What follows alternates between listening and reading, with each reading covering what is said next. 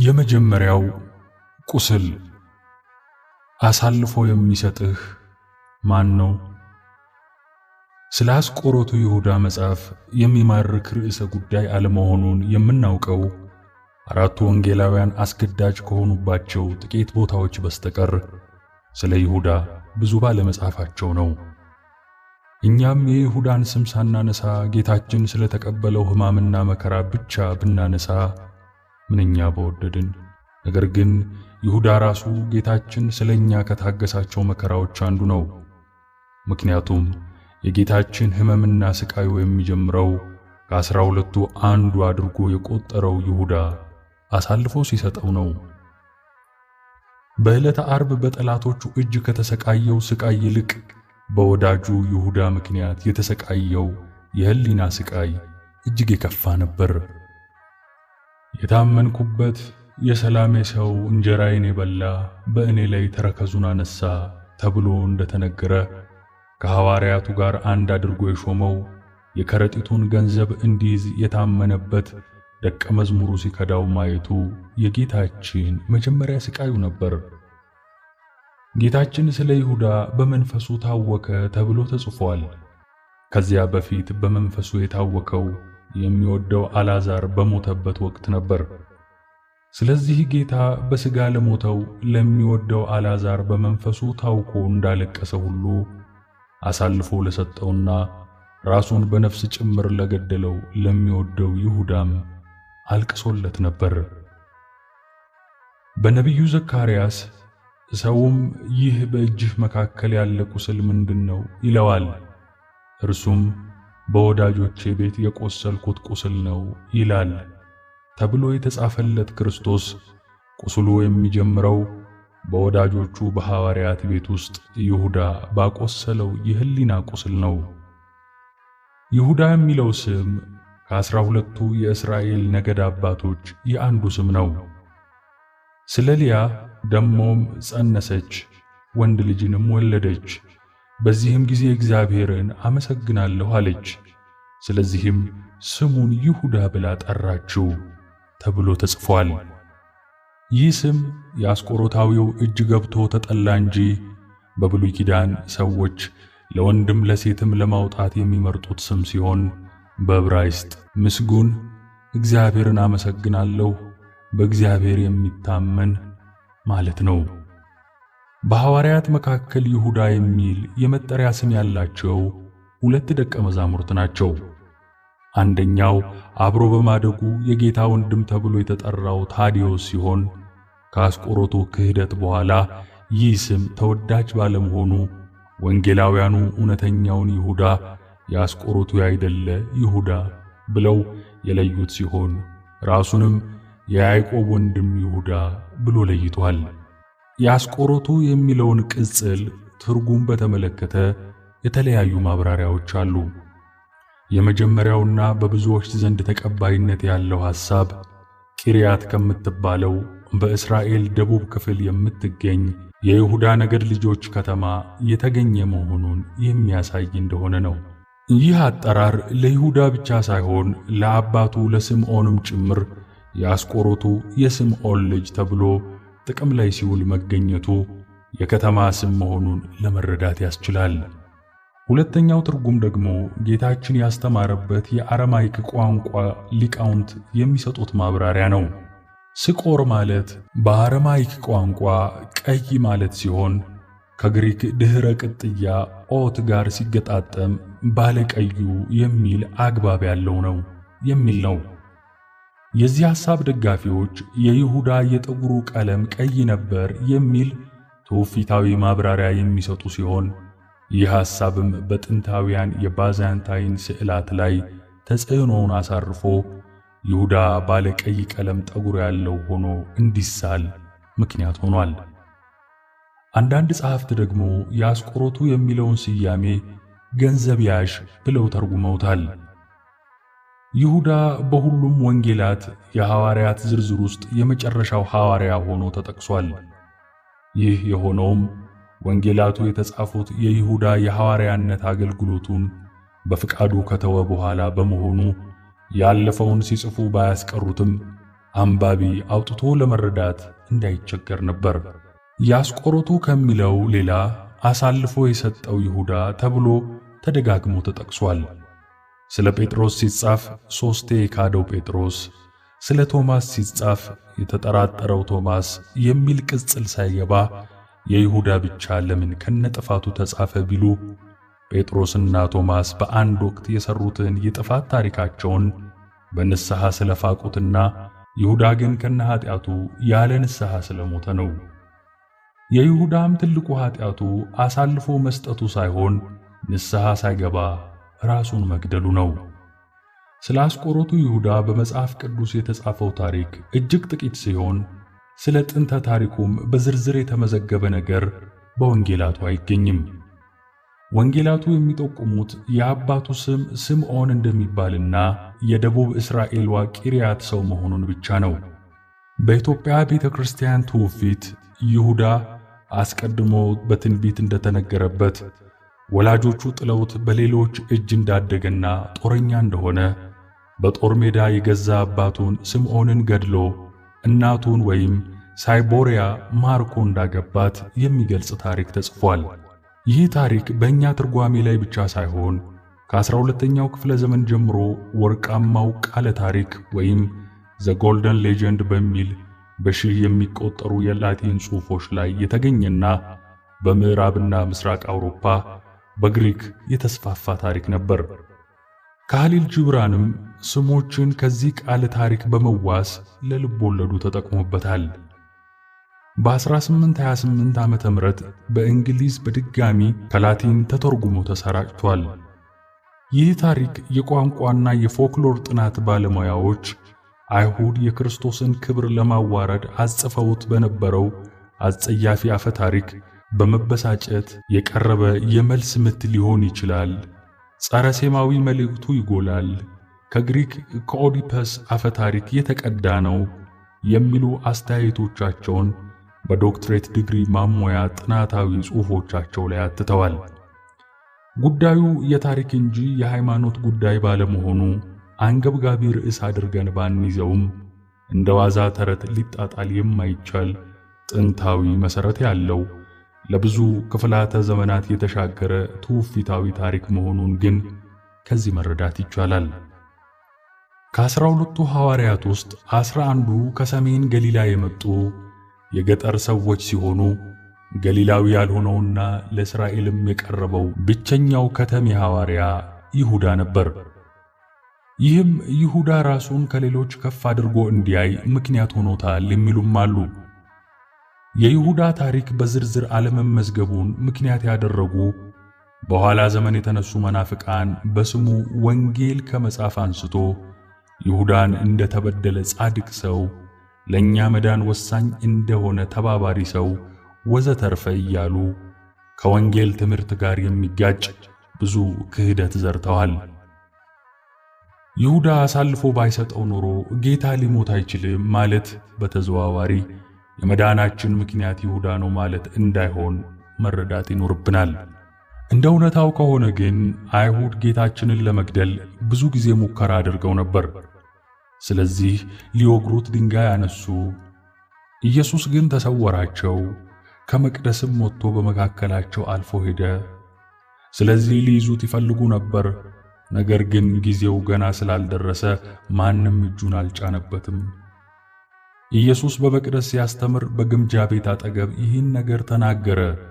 ጊዜው ገና አልደረሰምና ማንም አልያዘውም። ጌታችን በአይሁድ እጅ ያልተያዘው ጊዜው ስላልደረሰና ስለ ሁላችንም የሞተው በፍቃዱ እንጂ አስገድደውት እንዳልሆነ ሲያስረዳን ነው። ስለዚህ አይሁድ ለጌታችን ያላቸው ጥላቻ ብቻ ለጌታችን ሞት በቂ መንስኤ ነበረ። በወንጌል በግልጽ እንደተጻፈው ይሁዳ ጌታችንን አሳልፎ ለመስጠት የሄደው አይሁድ ጌታችንን ለመግደል ተማክረው ከጨረሱ በኋላ ነበር። በዚያን ጊዜ የካህናት አለቆች፣ የሕዝብም ሽማግሎች ቀያፋ በሚባለው በሊቀ ካህናቱ ግቢ ተሰበሰቡ። ኢየሱስንም በተንኮል ሊያስይዙት ሊገድሉትም ተማከሩ። ነገር ግን በሕዝቡ ዘንድ ሁከት እንዳይነሳ በበዓል አይሆናሉ። ይሁዳ ወደ አይሁድ የመጣው የረቡዕ ሸንጎ ተበትኖ ከቆየ ከሰዓታት በኋላ ነው። ከደቀ መዛሙርቱ መካከል አሳልፎ የሚሰጣቸው ሰው ይኖራል ብለው ለማይገምቱት አይሁድ የይሁዳ መምጣት ያልተጠበቀ ዕድል ሆኖላቸው ነበር። ሁከት እንዳይፈጠር በበዓል አንያዘው ብለው የወሰኑት በስውር አሳልፎ የሚሰጣቸው ደቀ መዝሙር እንዳለ ስላላወቁ ነበር። ሕዝብ በማይበዛበት ጊዜ ሊይዙትም አስበው ነበር። ሲሰሙም ደስ አላቸው፣ ብርም ይሰጡት ዘንድ ተስፋ ሰጡት የሚለው ቃል የሚያሳየው የይሁዳ መምጣት ጨርሶ ያልገመቱት መሆኑን ነው። ይሁዳም እየፈሩት ሁከት ሳይፈጠር ሕዝብም በሌለበት አሳልፎ እንዲሰጣቸው ምቹ ጊዜ ይፈልግ ነበር። ከዚህ የምንረዳው ጌታችን ተሰቅሎ እንዲሞት የይሁዳ ድርሻ እጅግ ወሳኝ እንዳልነበረና የእርሱ ሚና ያስፈለገው በስውር እንዲያዝ ለማመቻቸት መሆኑን ነው። ይሁዳ ጌታ የሚያዝበትን ሂደት አፈጻጸሙን ያለ ችግር በማፋጠን ጌታ ብቻውን ሲሆን አይቶ በመንገር በጨለማ ለመለየት እንዲችሉ በመጠቆም ረዳቸው እንጂ ጌታን ለመግደልማ ሊቀ ካህናቱ በግልም በማህበርም ከወሰኑ ቆይተዋል። የማይስማሙት ማህበራነ አይሁድ የተስማሙበትን የጌታ መሰቀል ጉዳይ ይሁዳ ባይኖር አይፈጸምም ብሎ ማሰብ ከእውነታው እጅግ የራቀ ነው። ከሐዋርያት መካከል አንዱ በመሆኑ አሳልፎ መስጠቱ በክርስትና ዓይን ስናየው እጅግ አሳዛኝ ነው። በአይሁድ ዓይን ግን ይሁዳ ለጌታችን ሞት ያበረከተው አስተዋጽኦ የድል አጥቢያ አርበኝነትን ሚና ብቻ ነበር። ይሁዳ የመረጠው ጌታ። ይሁዳ ጌታውን አሳልፎ ሊሰጥ ከመሄዱ ከሰዓታት በፊት ጌታችን በቢታንያ በለምጻሙ ስምዖን ቤት ተገኝቶ ነበር። ቅዱስ ዮሐንስ አፈወርቅ እንዳለው ዘማ የነበረችው ባለሽቶዋ ማርያም ይህንን ስትሰማ በለምጻሙ ስምዖን ቤት ሳይጠየፍ ከተገኘውና ከፈወሰው የእርሷንም የነፍሷንም ዕድፍ እንደሚያነጻላት ተስፋ አድርጋ ገሰገሰች። በፍጹም ንስሐና የልብ መሰበር ወደ ጌታችን ቀርባ በውድ ዋጋ የገዛችውን የአልባስጥሮስ ብልቃጥ ሽቶ ያለ አንዳች ስስት በክርስቶስ ላይ አፈሰሰችው። ቤቱ በናርዶስ ሽቶ መዓዛ ተሞላ። የሴቲቱንም ንስሐም ጌታችን እንደ ሽቶ በጎ መዓዛ ተቀበላት። ይህ የሽቶ መዓዛ ግን ለአስቆሮቱ ይሁዳ አፍንጫ አስደሳች መዓዛ አልሆነም። ቅዱስ አውግስጢኖስ ለእነዚህ ለሞት የሚሆን የሞት ሽታ፣ ለእነዚያም ለሕይወት የሚሆን የሕይወት ሽታ ነን የሚለውን የቅዱስ ጳውሎስ ቃል በማጣቀስ ሴቲቱ ካፈሰሰችው ሽቶ የሚወጣው የሕይወት ሽታ ለአስቆሮቱ ይሁዳ የሞት ሽታ ሆነበት ይላል። በእርግጥም የሽቶው መዓዛ የአንዲትን ነፍስ ወደ እግዚአብሔር መመለስ የሚያውጅ መዓዛ ነበር። የሰማይ መላእክት በአንዲቱ የባከነች ኃጥእ ነፍስ መመለስ ደስ ሲሰኙ፣ ይሁዳ ግን ያሳሰበው የሽቶ መባከን ነበር። ከዚህች ሴት ነፍስ ዋጋ ይልቅ የይሁዳ ጭንቅላት ሲያሰላስል የነበረው ሽቶ አሁን ባለው ገበያ ስንት ሊያወጣ ይችላል እያለ ነበር። የአንዲት ነፍስ ዋጋ ከዓለም ሁሉ ዋጋ ይበልጣል። ይሁዳ ግን ከዓለም ከሚበልጠው የሰው ነፍስ መመለስ ይልቅ የአንድ ብልቃጥ ሽቶ ጉዳይ አንገበገበው። ይህ ጥፋት ምንድነው? ሽቶ ለ300 ዲናር ተሽጦ ለድሆች ያልተሰጠው ስለምንድን ነው አለ።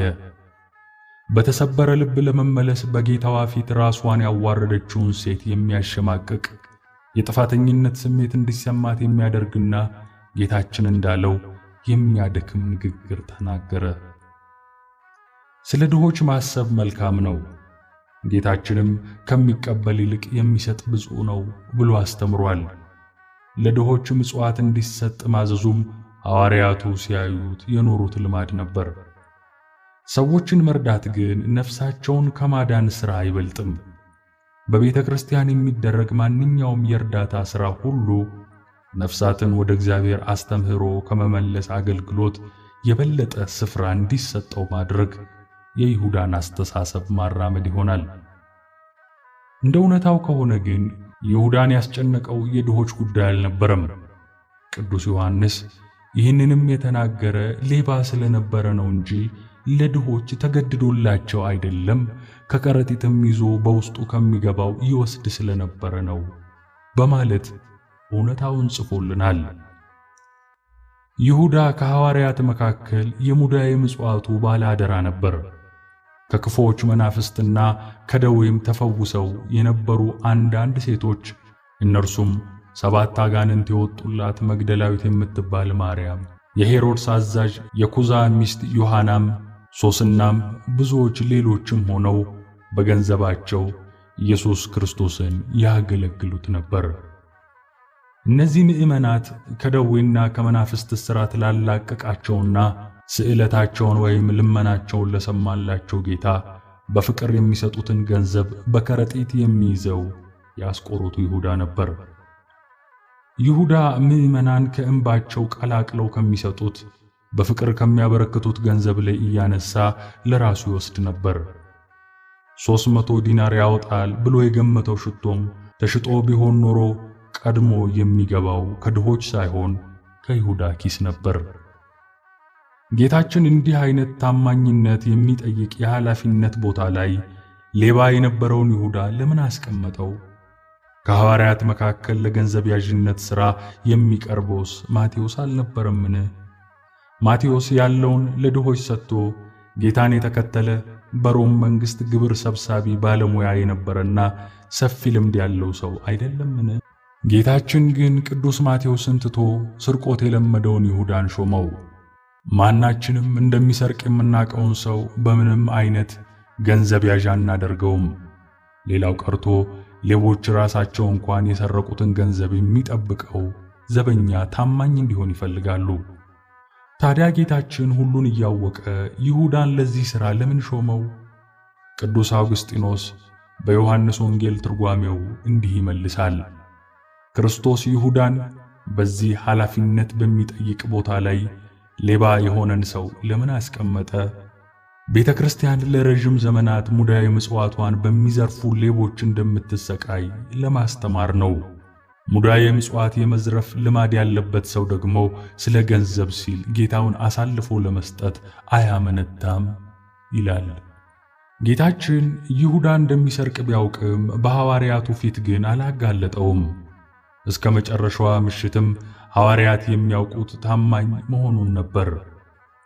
ይሁዳ ሲወጣ ባዩ ጊዜም ይሁዳ ከረጢቱን የያዘ ስለሆነ ኢየሱስ ለበዓሉ የሚያስፈልገንን ግዛ ወይም ለድሆች ምጽዋት እንዲሰጥ ያለው ለአንዳንዱ መስሏቸው ነበር።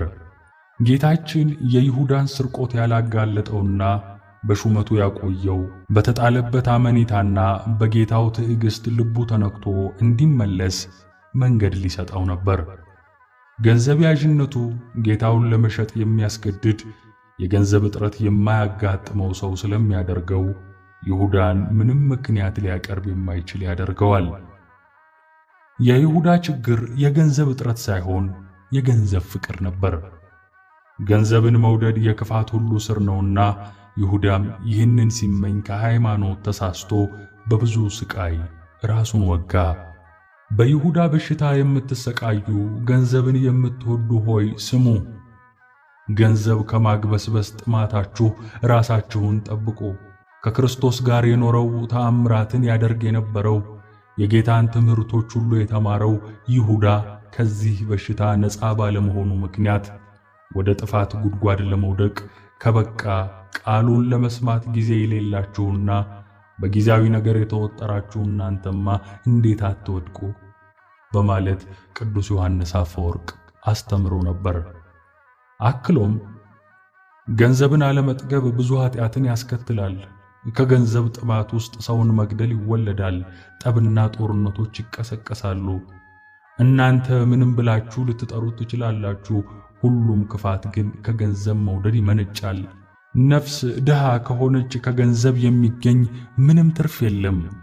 ነፍስ ባለጸጋ ከሆነች ግን ምንም አይነት በገንዘብ ማጣት የሚመጣ ኪሳራ የለም ይላል። ይሁዳ ወደ ካህናት አለቆች ሄዶ ምን ልትሰጡኝ ትወዳላችሁ? እኔም አሳልፌ ሰጣችኋለሁ አላቸው።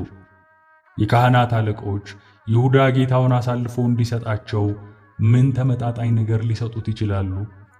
ሕመምተኞችን እንዲፈውስ፣ አጋንንትን እንዲያስወጣ፣ ሙት እንዲያስነሳ ሥልጣን የሰጠውን፣ ለማሰር ለመፍታት እፍ ብሎ የሾመውን የ3 ዓመት መምህሩን ክርስቶስን ለመሸጥ ለይሁዳ አይሁድ ምን ተመጣጣኝ ነገር ሊሰጡት ይችላሉ?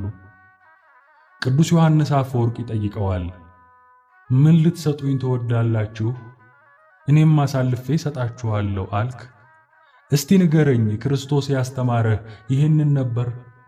ወርቅ ወይም ብር ወይም ነሐስ በመቀነታችሁ አትያዙ ብሎ አላስተማረህም? ይለዋል። ይሁዳ ግን አሳልፎ ለመስጠት ወሰነ። ጌታችን ለሁለት ጌቶች መገዛት የሚቻለው ማንም የለም። ወይም አንዱን ይጠላል፣ ሁለተኛውንም ይወዳል፣ ወይም ወደ አንዱ ይጠጋል፣ ሁለተኛውንም ይንቃል። ለእግዚአብሔርና ለገንዘብ መገዛት አትችሉም ብሎ አስተምሮ ነበር። ይህን ትምህርት ቁጭ ብሎ የተማረው ይሁዳም ለሁለት ጌቶች መገዛት አልተቻለውም። ከእግዚአብሔርና ከገንዘብ ገንዘብን መረጠ። ጌታውን ጠልቶ ገንዘብን ወደደ። ጌታውን ንቆ ወደ ገንዘብ ተጠጋ። ይሁዳ ለካህናት አለቆች ለድርድር አላስቸገራቸውም። ምን ልትሰጡኝ ትወዳላችሁ ብሎ እድሉን ለእነሱ አሳልፎ ሰጣቸው። ከሚገምቱት በታች በትንሽ ዋጋ ጌታውን ለመሸጥ ተስማማ። ሰማይንና ምድርን የፈጠረን አምላክ በባሪያ ዋጋ ሊሸጠው ተስማማ። ለእርሱ የተርሴስና የደሴቶች ነገሥታት ስጦታን ያመጣሉ፣ የአረብና የሳባ ነገሥታት እጅ መንሻን ያቀርባሉ ተብሎ የተነገረለትን ጌታ ሰባ ሰገል በብዙ ድካም ተጉዘው መጥተው ሳጥናቸውን ከፍተው ወርቅ፣ ዕጣን፣ ከርቤ እጅ መንሻ አድርገው ያቀረቡለትን ጌታ ይሁዳ ለ30 ብር ሸጠው። በኦሪት በሬው ወንድ ባሪያ ወይም ሴት ባሪያ ቢወጋ የበሬው ባለቤት 30 ብር ሰቅል ለጌታቸው ይስጥ ተብሎ ተጽፎ ነበር። ይሁዳ ፈጣሪውን በጥንት ዘመን በሬ ለወጋው ባሪያ ካሳ በሚከፈለው 30 ብር ሊሸጠው ተስማማ። በቤተ ክርስቲያናችን በየዕለቱ ተአምረ ኢየሱስ ከማንበቧ በፊት የሰማይና የምድር ጌታ ኢየሱስ ክርስቶስ ሆይ በበትር መመታትህና ለጥቂት ብር እንደ ባሪያ መሸጥህ ስለ እኔ ኃጢአት ይከራከሩልኝ የምትለው ለዚህ ነው። የገንዘቡን መጠን ትንሽ ነው የምንለው ከተሸጠው ጌታ ታላቅነት አንጻር ነው እንጂ እንዲያም ቢሆን 30 ብር ይሁዳን ለማስጎምጀት የቻለና በኋላም እንደምናነበው ለሸክላ ሥራ ምቹ የሆነ አፈር የሚገኝበትን ተፈላጊ መሬት ለመግዛት የሚያስችል ገንዘብ ነበር። ይሁዳ ለድሆች ሐሳቢ መስሎ ያስደነገጣት ማርያም ከእርሱ ምንኛ ተሻለች። ቅዱስ ማቴዎስ የእርሷን የንስሐ ታሪክ ከይሁዳ ክህደት ጋር በዚያን ጊዜ በሚል ቃል አያይዞ የጻፈው ያለ ምክንያት አልነበረም። በዝሙት የኖረችው ሴት በገንዘቧ ነፍሷን ስታተርፍ፣ ሐዋርያው ይሁዳ ግን ለገንዘብ ነፍሱን አጣ። ለእርሱ ጌታውን የሸጠ መሰለው እንጂ በ30 ብር የሸጠውስ የገዛ ነፍሱን ነበር። ብዙ ትምህርት ያልተማረችው ማርያም 300 ዲናርን እንደ ተራ ነገር ቆጥራ ከጌታ በታች ስትጥል፣ 3 ዓመት የተማረው ይሁዳ ግን ጌታውን እንደ ተራ ነገር ከ30 ብር በታች ጣለ። ቅዱስ ቄርሎስ ዘእስክንድርያ እንዲህ ይላል፣ ይሁዳ ለማይጠቅም ሳንቲም ከክርስቶስ ጋር መሆንን አጣ። በእግዚአብሔር ፊት ያለውን ተስፋ ገታው። ለጌታው እውነተኛ ተከታዮች የተዘጋጀውን ማዕረግ፣ አክሊል፣ ሕይወትና ክብር አጣ። ይሁዳ ብዙ ተአምራትን እስከማድረስ የሚያደርስ ትልቅ ክብር ተሰጥቶት ነበር። አጋንንትን ለማውጣት፣ ድዌዎችን ለመፈወስ ተሹሞ ነበር። ከዚህ ሁሉ በኋላ ግን ተሰናከለ። እኛም ተአምር ያደረገ ሁሉ ይጸድቃል ብለን እንዳንታለል ይሁዳ ማሳያ ነው። ገንዘብን መውደዱ ግን ጌታ ሆይ በስምህ ተአምራትን አላደረግንምን ይሉኛል፣ እኔ ግን አላውቃችሁም እላችኋለሁ ከተባሉት ጋር እንዲደመር አሰነካከለው። መጽሐፈ መነኮሳት እኛም የቱን ያህል ጽኑ መንፈሳዊ ብንሆን እንኳን ምን ባጠፋ እንደ ይሁዳ እንኳን አልሆንም ብለን እንዳንዘናጋ ያስጠነቅቀናል።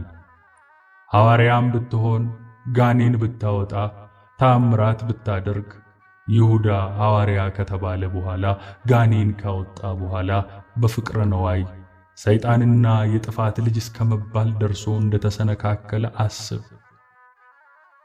የይሁዳ እግሮች። ይሁዳ ጌታችንን አሳልፎ ለመስጠት ከአይሁድ ጋር የተስማማው ረቡዕ ዕለት ነበር። ይህንን ስምምነት አድርጎ እንደጨረሰ ወደ ጌታና ወደ ደቀ መዛሙርቱ ማህበር ተመለሰ። ከረቡዕ ጀምሮ እስከ ሐሙስ ማታ ድረስም ከጌታ ፊት ምንም እንዳልተፈጠረ ሆኖ አሳለፈ። ይህም በትክክል ይሁዳ ምን አይነት አስመሳይና ክፉ ሰው እንደነበረ ያሳያል። ቅዱስ ጴጥሮስ ሁኔታዎች አስፈርተውት ጌታውን ለሶስተኛ ጊዜ አላውቀውም ብሎ ከካደ በኋላ ጌታችን ለአንድ አፍታ ቀና ብሎ ስለተመለከተው ብቻ የጌታውን ፊት በድፍረት ለመመልከት አቅም አጥቶ መራራ ለቅሶን እያለቀሰ ከአጥር ውጪ ወጥቶ ነበር። ይሁዳ ግን አሳልፎ ሊሰጠው ከተስማማበት ሰዓት ጀምሮ ድምፁን አጥፍቶ ከጌታችን ጋር እንደወትሮ አብሮ ሲቀመጥ አንድ ጊዜ እንኳን አልተሸማቀቀም ነበር። ልብ አድርጉ። በራሱ ሐሳብ አመንጭነት ራሱ ወደ አይሁድ ሸንጎ ሄዶ ብር ለመቀበል ተስፋ ተቀብሎ ከመጣ በኋላም የጌታችንን አይኑን እያየ አሳልፌ የምሰጥህ እኔ ሆንን ብሎ ለመጠየቅ ድፍረት ነበረው። በዛች ሰዓት እንደ ዳታንና አቤሮን መሬት ተሰንጥቃ ስላልዋጠችው ምላሱ ከግሮሮ ጋር ስላልተጣበቀ በድፍረትና በመናቅ በእውነተኛውም ጌታ ላይ የተናገሩት የሽንገላ ከንፈሮቹ ዲዳ ባለመሆናቸው የፈጣሪን ትዕግስቱን እናደንቃለን። ሁሉን የሚያውቀው ጌታ ግን ይሁዳ ሊሸነግለው መሞከሩን ቢያውቅም አንተ አስመሳይ ብሎ አላዋረደውም።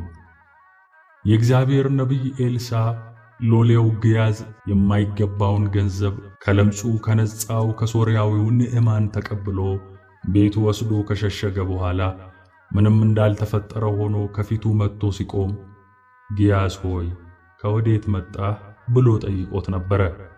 ግያዝም እኔ ባሪያ ወዴትም አልሄድኩም አለ። ኤልሳም ልቤ ከአንተ ጋር አልሄደምን ብሎ ያደረገውን እንዳወቀበት ከነገረው በኋላ የንዕማን ለምጽ በአንተ ላይ ይጣበቃል ብሎ ረግሞት እንደ በረዶ ለምጻም ሆኖ ወጣ።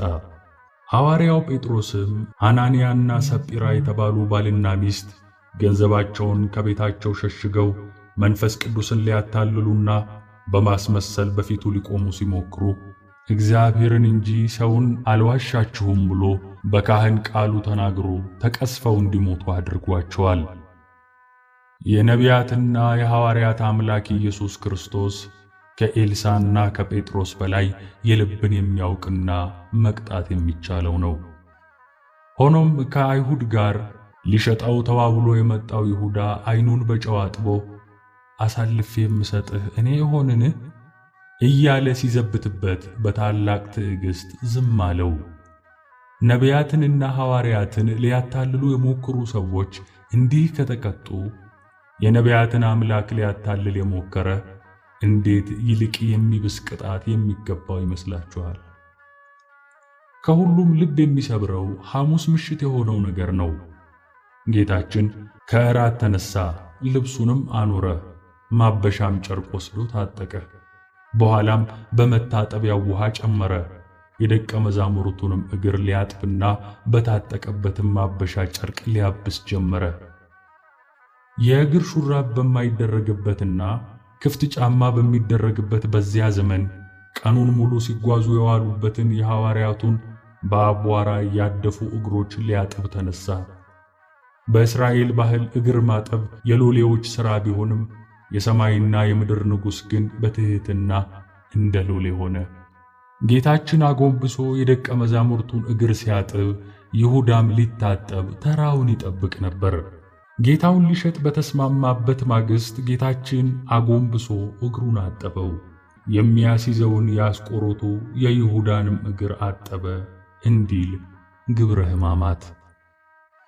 ከአንድ ቀን በፊት ክፋትን ለማሴር ወደ አይሁድ ካህናት ግቢ የሮጡትን የይሁዳን እግሮች ጌታችን አጎንብሶ አጠባቸው። ከጥቂት ደቂቃዎች በኋላ ሊያስይዘው ወደ አይሁድ የሚሮጥባቸውን እግሮች የሚይዙትንም ወታደሮች እየመራ ወደ እርሱ የሚመለስባቸውን እግሮች አጠበለት። ምንም እንኳን በነገው ዕለት እግሮቹን እንዲቸነከር አሳልፎ የሰጠው መሆኑንም ቢያውቅም ሰውን ወዳጁ ክርስቶስ ግን የአስቆሮቱ ይሁዳን ለመጨረሻ ጊዜ እግሩን አጥቦ ተሰናበተው። እንደ ነቢዩ ዳዊት አቤቱ ምሕረትህን እንዴት አበዛህ ከማለት በቀር በምን አንደበት ልንናገር እንችላለን? ጠላቶቻችሁን ውደዱ ያለን ጌታ አሳልፎ የሚሰጠውን የይሁዳን እግር ሲያጥብ ከማየትስ በላይ በቂም በቀል ለቆሰለው ልባችን ምን መድኃኒት ይኖር ይሆን? ይሁዳ ሆይ እስቲ አንድ ጊዜ ንገረን፣ ጌታ ጎንብሶ እግርህን ሲያጥብ እንዴት አስቻለህ? እግሮቹ በሚቆሙበት ስፍራ የሚሰገድለት አምላክ እግርህን ሲያጥብህ እንዴት ትንሽ እንኳን አልተሰማህም? አንተ እግሩን ልታጥበው እንኳን የማይገባህ ፈጣሪ እግርህን ሲያጥብህ እያየህ እንዴት ልብህ ደነደነ?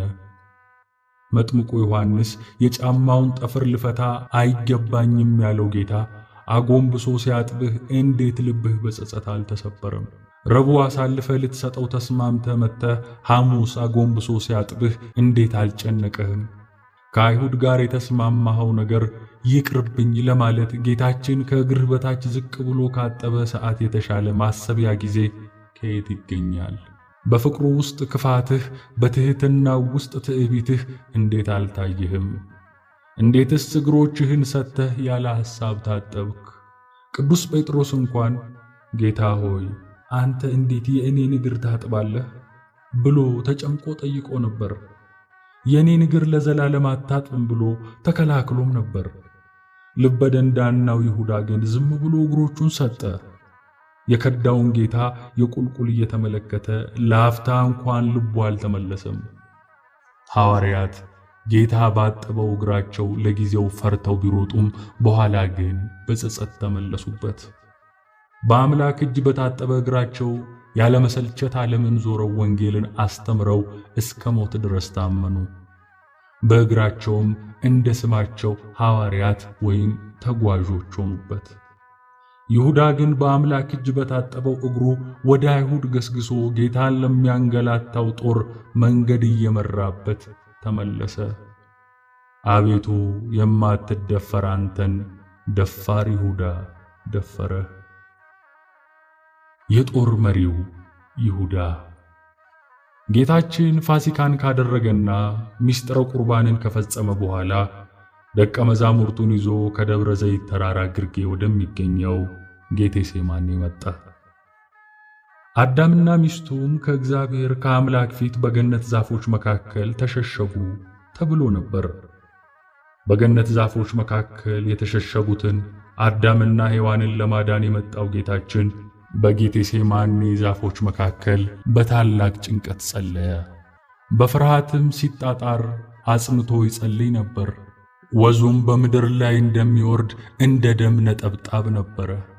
ወደ ወጣህበት መሬት እስክትመለስ ድረስ በፊትህ ወዝ እንጀራን ትበላለህ ብሎ በአዳም ላይ የፈረደውን ፍርድ በራሱ ላይ ለማድረግ በታላቅ ድካም ወዙ በምድር ላይ ወረደ። አዳም በኃጢአቱ ስለወዛው ወዝ ፋንታ እኔ የሕይወት ወዝ ካልወዛው የሞት ወዝ ከእርሱ አይጠፋምና እንዲል ድርሳነ መኃያዊ። ይህን ጊዜም ከሰማይም መጥቶ የሚያበረታ መልአክ ታየው። ይህ ቃል ምንኛ ያስጨንቃል! መላእክት እንዴት ጌታን ሊያበረቱት ይችላሉ? አባ ጊዮርጊስ ዘጋስጫ ቅዱስ ሉቃስን እንዲህ ሲል ይጠይቀዋል። ባለ መድኃኒቱ ወንጌላዊ ሉቃስ ሆይ የሚያበረታው መልአክ መጣ ስለሚለው ቃል ተኩሰህ የልቤን ቁስል ፈውስልኝ። የመላእክትና የሊቃነ መላእክትን ጌታ ኢየሱስ ክርስቶስን የሚያበረታው መልአክ የቱ ነው ይላል። ከዚያም መልአክ አበረታው የሚለውን ቃል እንዲህ ሲል ይመረምራል።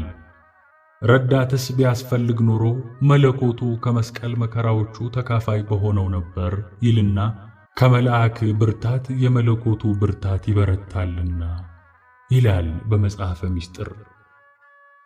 እንዲህ ከሆነ ታዲያ መልአክ አበረታው ማለት ትርጓሜው ምንድነው የሚለውን ሲያብራራ መላእክት በተያዘም ጊዜ መላእክት መንግስቱን እየቀደሱ ትዕግስቱንም እያደነቁ ምስጋናውንም አላቋረጡም በማለት የመልአክ ማበረታታት የተባለው ከጌታ ፊት ቆመው ለከ ኃይል ክብር ወስብሃት ለአንተ ኃይል ክብር ይገባሃል እያሉ ያመሰገኑት ምስጋና አበረታቱት ተብሎ እንደተጠራ ያስረዳል። ቅዱስ ኤጲፋኒዮስም ወዝ እንደ ደም ነጠብጣብ በስቶ እስኪወርድ ድረስ አለ። ደም መስሎ መውረድ የሥጋ ገንዘብ ነውና የሚያጽናናው የእግዚአብሔር መልአክም ከወደ ሰማይ መጣ አለ። እርሱ ግን በባህሪው የመልአክን አጋዥነት የሚሻ አይደለም። እርሱ መላእክትን ሁሉ ፈጥሯልና በሰማይና በምድር ላይ የምድርም በታች ያለ ፍጥረታት ሁሉ ይሰግዱለታል እንጂ በጌትነቱ ካደረገው ድንቅ ከሚሆን ቸርነቱ የተነሳ ሊያጽናናው የመጣው መልአክ ሰገደለት። አቤቱ ኃይል መባል ለአንተ ይገባል አለው ብሎ አብራርቶታል። ከመላእክት ጋር አንድ የሆነችው ቤተክርስቲያናችን መላእክት በስቃዩ ጊዜ ለጌታ ያቀረቡትን ይህን ምስጋና በሰሞነ ሕማማት ከልጆቿ ጋር እያዜመችው ትሰግዳለች። ለከ ኃይል ክብር ወስብሃት ወእዘዝ እስከ ለዓለም አማኑኤል ለከ ኃይል ክብር ወስብሃት ወእዘዝ እስከ ለዓለም አማኑኤል አምላክየ ለከ ኃይል ክብር ወስብሃት ወእዘዝ እስከ ለዓለም ኦ እግዚእ ኢየሱስ ክርስቶስ ለከ ኃይል ክብር ወስብሃት ወእዘዝ እስከ ለዓለም ላንተ ኃይል ክብር ምስጋና እዘዝ ለዘለዓለም ይገባል። አማኑኤል አምላኬ ክብር ምስጋና እዘዝ ለዓለም ይገባል። ጌታዬ ኢየሱስ ክርስቶስ ሆይ ለአንተ ክብር ምስጋና እዘዝ ለዘለዓለም ይገባል። ከዚህ በኋላ ይሁዳ ጌታችንን ለማስያዝ ጭፍሮችንና ካህናትን አለቆችንም ሎሌዎችን ተቀብሎ ብዙ ወታደሮችን አስከትሎ በጨለማ ችቦ እያስበራ ወደ ጌቴሴማኒ ገሰገሰ። ቅዱስ ጴጥሮስ ኢየሱስን ሊያዙት መሪ ስለሆናቸው ስለ ይሁዳ ብሎ እንደተናገረው ይሁዳ የቤተ ክርስቲያን መሪ ሆኖ ተሹሞ ሳለ የሻለቃ ጦር መሪ ሆኖ መጣ። በመላእክት ታጅቦ ከመሄድ ይልቅ በወታደሮች መታጀብን ወደደ። ከሐዲስ ኪዳን ሊቀ ካህናት ከክርስቶስና ከመጀመሪያዎቹ ቀሳውስት ጋር አብሮ ሊሆን ተመርጦ እያለ ክህነታቸው ካለፈችው ከኦሪት ሊቃነ ካህናት ጋር መሆንን መረጠ። በምድርም በሰማይም ለማሰር ሥልጣን ከተሰጣቸው ጋር መቆጠሩን ንቆ በምድር ብቻ ማሰር ከሚችሉ ወታደሮች ጋር ተሰለፈ።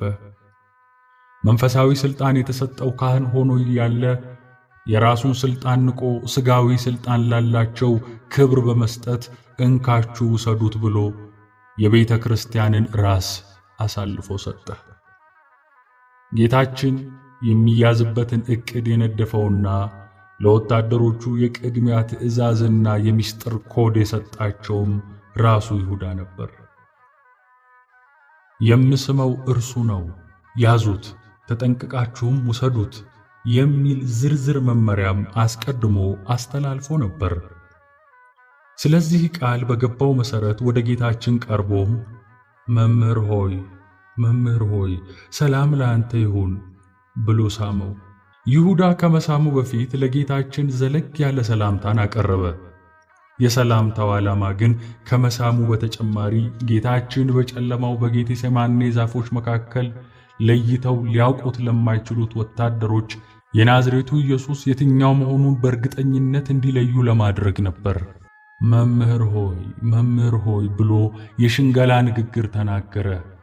ረቢ ወይም መምህር ሆይ በሚለው መጠሪያ እንደሚደሰቱትና በገበያም ሰላምታና መምህር ሆይ ተብለው ሊጠሩ ይወዳሉ ተብሎ እንደተነገረላቸው ጻፎችና ፈሪሳውያን ጌታችንን ሊሸነግለው ሞከረ። ክፋት በልቡ ሳለ ፍቅርን የሚናገር ከንፈር በብር ዝገት እንደተለበጠ የሸክላ ዕቃ እንደሆነ ይሁዳ አላስተዋለም። ቅዱስ ቄርሎስ እንዳለው ይሁዳ የሰውን ልብ የሚያውቀውን ጌታ በመልካም ንግግር ሊያታልለው ሞከረ። እዚህ ላይ ልናነሳው የሚገባው ሌላው ቁም ነገር መምህር ሆይ ረቢ የሚለውን የይሁዳ አጠራር ነው። ይሁዳ በሁሉም ወንጌላውያን ላይ ክርስቶስን አንድም ጊዜ ጌታ ሆይ ብሎ ጠርቶት አያውቅም። ሐዋርያት ሁሉም በተናጠል ጌታ ሆይ ብለዋል። እጅግ ብዙ ሰዎች በወንጌላት ላይ ጌታ ሆይ ብለው እንደጠሩት ተጽፏል። ይሁዳ ግን ጌታችንን የሚጠራው ጻፎችና ፈሪሳውያንም ሊጠሩ በሚችሉበት መምህር ሆይ በሚለው አጠራር ብቻ ነበር። ሰው ክፉ ሊያደርግበት የፈለገውን ሰው አስቀድሞ ማንነቱን በመካድ እንደሚጀምረው ይሁዳም ጥላቻው ጌትነቱን አስካደው።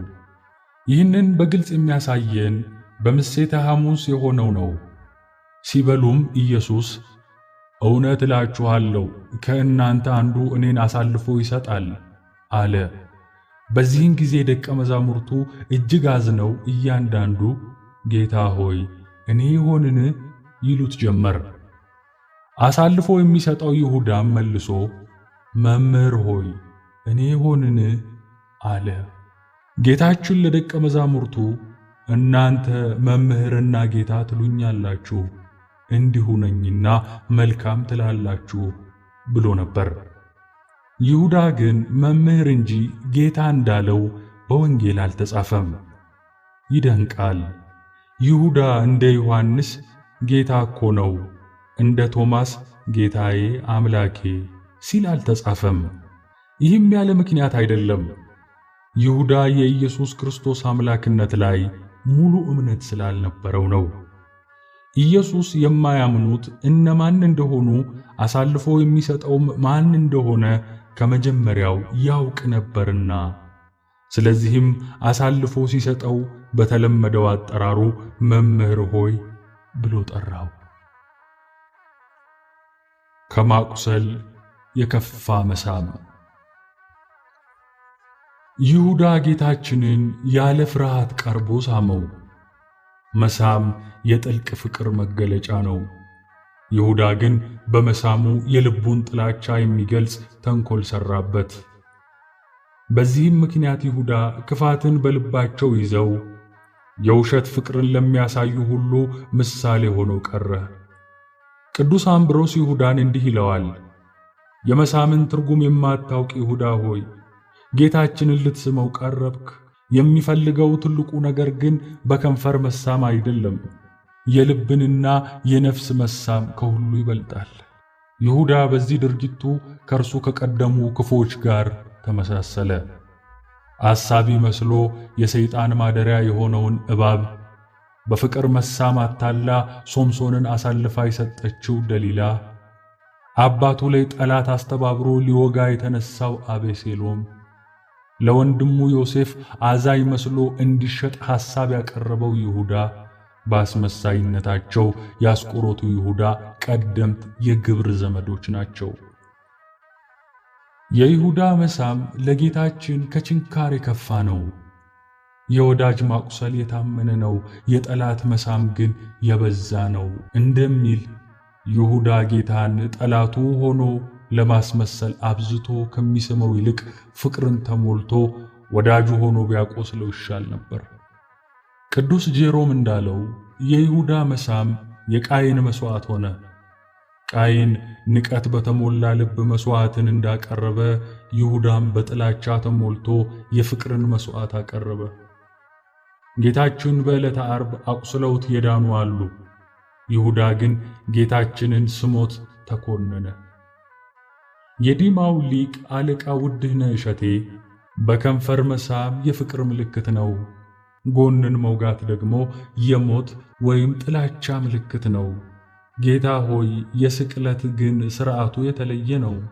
የይሁዳ መሳም ለጥፋት ሲሆን የለንጊኖስ በጦር መውጋት ግን ለሕይወት ሆነ ብለው የሳመው ይሁዳ የጌታን ጎን ከወጋው ወታደር ጋር አነጻጽረው ተቀኝተውበታል። ጌታችን ይሁዳ በተንኮልና በውሸት ሊስመው እንደመጣ እያወቀ እንኳን እንዳትነካኝ ብሎ አላስደነገጠውም። እንደ ሌባ ሊያስይዘው መጥቶ ክፋትንና ተንኮልን በተሞሉ ከንፈሮቹ ሲስመው ታገሰው። ሊያስይዘው በመጣበት ሰዓት ለትዕግስቱ ወሰን የሌለው ጌታ የይሁዳን መሳም ተቀበለ። እርሱ ቢከዳው፣ ጌታችን ግን ለይሁዳ ያለውን ፍቅር ያሳየበት የመጨረሻው ቅጽበት ሲስመው መቀበሉ ነበር። እኛ ብንሆን ምን እናደርግ ነበር? የኢትዮጵያዊው ሊቅ ርቱዐ ሃይማኖት በ14ኛው ክፍለ ዘመን በጻፈው ድንቅ ድርሰቱ እንዲህ ይጠይቀናል። አንተ ሰው ሆይ የጌታን ትሕትናውንና ቸርነቱን ተመልከት። አንተ እንደ ክርስቶስ ሥልጣን ቢኖርህ ኖሮ ይሄን ጊዜ ምን ታደርገው ነበር? እንደሚመስለኝ ሥጋውን በበላኸው ደሙንም በጠጣኸው ነበር። ጎስቋላው ይሁዳ የሰማዩን ንጉሥ ያስገድለው ዘንድ የሽንገላ መሳምን በሳመው ጊዜ እምቢ አላለውም። ወዳጄ ሆይ መጣህን ብሎ መሳምን አስቀደመ እንጂ ታላቁን የሚሻለውን ነገር ለዘመድ ወዳጆቻችን፣ ታናሹንና የከፋውን ነገር ደግሞ ለጠላቶቻችን የምንሰጥ እኛ በዚህ ዘመን ብንኖር ኖሮ ይህንን አድርገን የምንተው አልነበረም። የሚወድቁበትን መንገድ እስከምናገኝ ድረስ እንጸናባቸዋለን እንጂ። አቤቱ ጠላቶቻችን እንደ ትቢያ እንረግጣቸው ዘንድ ማሸነፍን ስጠን ብለን እንጸልያለን። በይሁዳ ከንፈሮች የተሳመው አምላካችን ይህንን ስንል በሰማን ጊዜ በልቦናችን ስላደረው ክፋት ምን ይል ይሆን? በእርግጥም ይህንን አይነት ምግባር ካልተውን በቂም በበቀል እያለን በሽንገላ የምንሳሳም ከሆነ ዕጣችን ከጎስቋላው ይሁዳ ጋር ይሆናል። ሊሸጠው እንደመጣ እያወቀ ይሁዳ በሐሰት ፍቅር ሲያቅፈው ጌታችን ልቡን ምንኛ አሳዝኖትና አሞት ይሆን? እርሱ ግን ይህንን ሕመም ታግሶ ተቀበለ። ይሁዳም እንደ ጠላቱ እየሸጠው እንደ ወዳጁ አቅፎ ሳመው። ጌታችን በሩ እኔ ነኝ፣ በእኔ የሚገባ ይድናል ብሎ ሲናገር ቢሰማም ይሁዳ ግን በሩን ጌታን ስሞ ተሳልሞ ወደ ውስጥ በመግባትና በመዳን ፈንታ ወደ ሲኦል ገሰገሰ። ከውጪ ተሳልሞ መመለስ ይኸው ነው ትርፉ። የክርስቶስ አካል የሆነች ቤተ ክርስቲያናችን የጌታዋ ሕመም ዘልቆ ስለሚሰማት የይሁዳን በመሳም አሳልፎ መስጠት በማሰብ በሕማማት ሳምንት ልጆቿ ምእመናንን በመሳሳም ሰላምታ እንዳይለዋወጡ ትከለክላለች። በዓመት ውስጥ 361ዱን ቀናት እርስ በርሳችሁ በተቀደሰ አሳሳም ሰላምታ ተለዋወጡ እያለች የቅዱስ ጳውሎስን የሰላምታ አዋጅ በቅዳሴዋ የምታውጀው ቤተ ክርስቲያን በሕማማቱ ሳምንት ግን እንዳይሳሳሙ ታስቆማቸዋለች። ይህ ሳምንት መድኃኒታችን ስለ እናንተ በሽንገላ መሳምን የታገሰበት ሳምንት ነው። ይህ ሳምንት የፍቅር ምልክት የሆነው መሳሳም የጥላቻ ምልክት የሆነበት ሳምንት ነው ብላ ሰላምታ ይቅርባችሁ ትላለች። ምዕመናንም በዚያ ሳምንት ውስጥ ሰላምታ ሊለዋወጡ ከጀመሩ በኋላ ሕማማት መሆኑን አስታውሰው ቆም ሲሉ በዚያው መድኃኔ ዓለም ክርስቶስ በይሁዳ መሳም ተላልፎ መሰጠቱን ለቅጽበት ያስባሉ። ጌታችን ይሁዳ ከሳመው በኋላ ወዳጄ ይሁዳ ሆይ ለምን ነገር መጣህ? በመሳም የሰውን ልጅ አሳልፈ ትሰጣለህን? በማለት እንደተናገረ ሁለቱ ወንጌላውያን የጻፉትን ገጥመን በማንበብ መረዳት እንችላለን።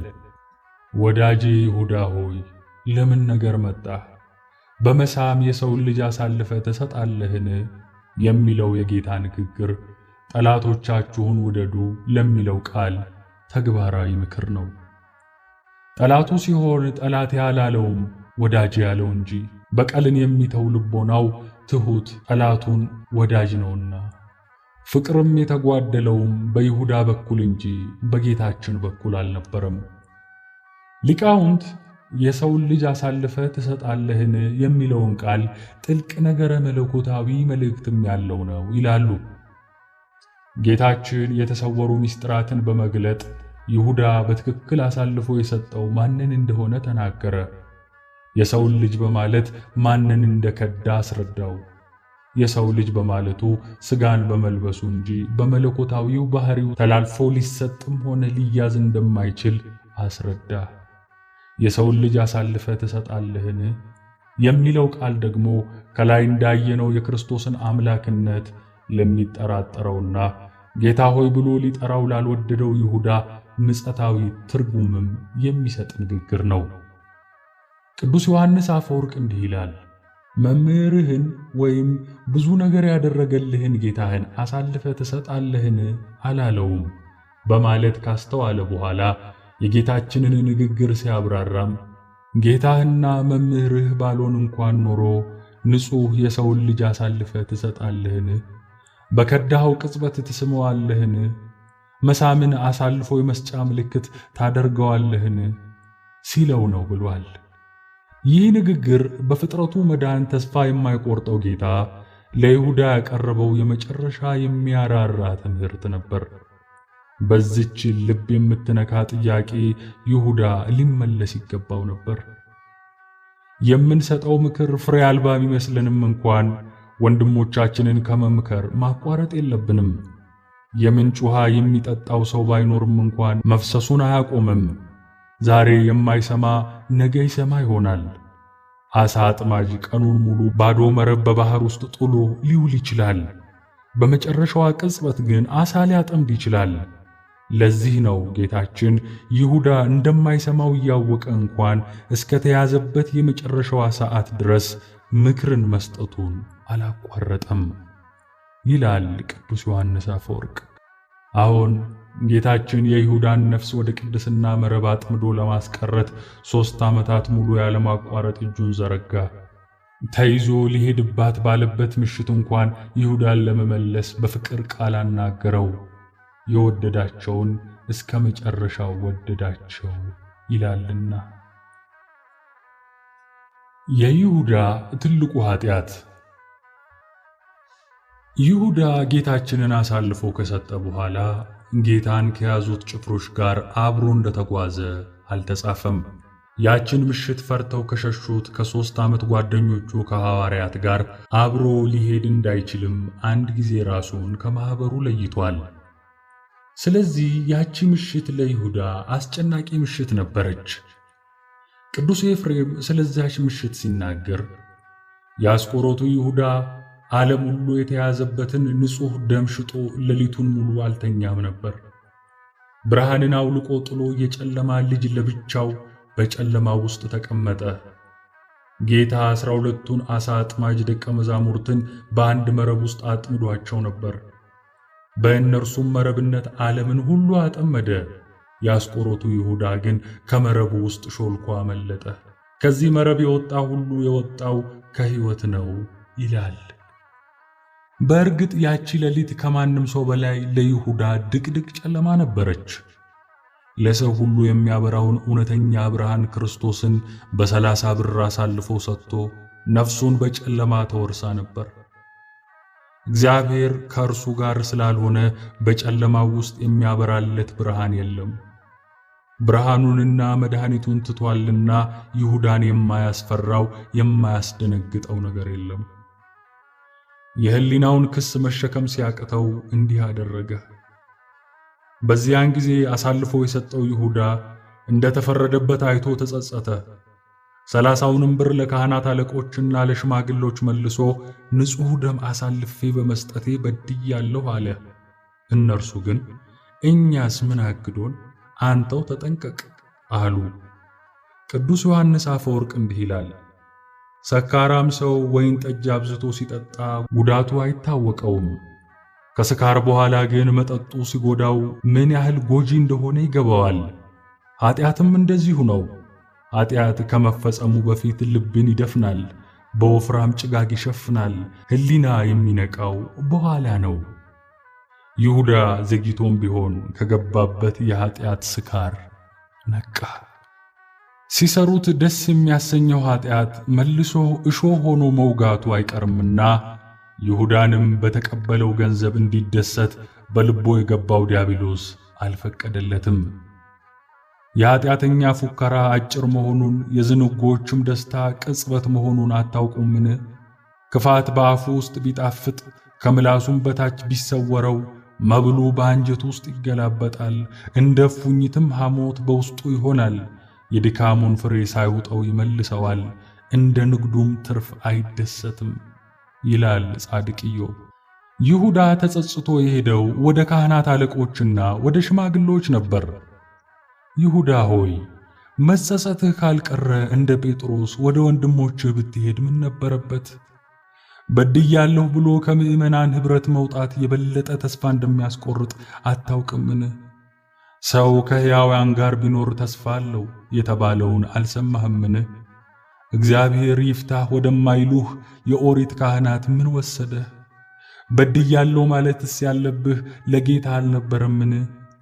በተስፋ መቁረጥ ውስጥ ከምትዘፈቅ ስለምን እንደ ወንድምህ ጴጥሮስ መራራ ለቅሶን አታለቅስም? ይልቅ ብትፈጥን አይሻልህም ነበር? አንተ በተጸጸትክበት ሰዓት ይቅር ባዩ አምላክ እስካሁን ገና አልተሰቀለም።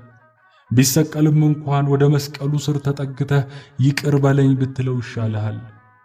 ያን ወንበዴ ይቅር ያለ ጌታ ለአንተም ይራራልሃል። አንተ ይቅር በለኝ ባትለውም እንኳን ከመስቀሉ ስር ቁም እንጂ እርሱ ራሱ የሚያደርጉትን አያውቁምና ይቅር በላቸው ሲል ትሰማዋለህ። ይሁዳ ግን ይህንን መንገድ አልተከተለም። በገዛ ፍቃዱ ወደ ልቡ ያስገባው ዲያብሎስ ከንስሐ ይልቅ የቁጭት ሐዘንንና ብስጭት ውስጥ ዘፈቀው። የእግዚአብሔር ምሕረት እንደ ውቅያኖስ ውሃ ነው። የሰው ልጅ ኃጢአት ደግሞ በዚያ ውቅያኖስ ላይ እንደሚንጠባጠብ እንደ ደም ጠብታ ነው። ከዚህ የእግዚአብሔር የቸርነቱ መጠን አንጻር የይሁዳ በደል እጅግ ትንሽ ነበር። ይሁዳ ግን አቤቱ እንደ ቸርነትህ መጠን ማረኝ፣ እንደ ምሕረትህም ብዛት መተላለፌን ደምስስ አላለም። ከኃጢአታችን የበለጠ እግዚአብሔርን እጅግ የሚያሳዝነው ይቅር አይለንም ብለን ማሰባችን ነው። በደል የሌለበት አምላክ ከኛ ከትቢያዎቹ ጋር ራሱን አቻ አድርጎ ኑ እንዋቀስ፣ ኃጢአታችሁ እንደ አለላ ብትሆን እንደ አመዳይ ትነጻለች፣ እንደ ደምም ብትቀላ እንደ ባዘቶ ትጠራለች ብሎ የምህረት ጥሪ እያቀረበ ይቅር አይለኝም ስንል ሲሰማን ያዝናል። አንተ በክፉ ሥራህ ራስህን ብትጠላውም እንኳን እግዚአብሔር ግን አይጠላህም። ቅዱስ ዮሐንስ አፈወርቅ እንዳለው እግዚአብሔር ለአንተ ያለው ፍቅር አንተ ለራስህ ካለ ፍቅር ይበልጣል። እንደ ይሁዳ ብትከዳው፣ ወዳጅህን ብትሸጥ፣ ንጹሕ ደም በግፍ ብታፈስ፣ ሙዳየ ምጽዋቱን ብትዘርፍ፣ እንደ ይሁዳ በአምላክነቱም ጨርሶ ባታምን እንኳን ፈጣሪ የሚጠብቀው የምትሞትበትን ሳይሆን የምትጸጸትበትንና የምትመለስበትን ቀን ብቻ ነው። በወንጌሉ እርሱም ገና ሩቅ ሳለ አባቱ አየውና አዘነለት እንደሚል እግዚአብሔር ከእርሱ እጅግ በጣም ርቀህ እያለህ እንኳን እያየ ያዝንልሃል እንጂ አያዝንብህም። በይሁዳም ላይ ካዘነበት ይልቅ ያዘነለት ይበልጥ ነበር። ጌታችን ተላልፎ እንደሚሰጥ በተናገረበት ዕለት በመንፈሱ ታወከ።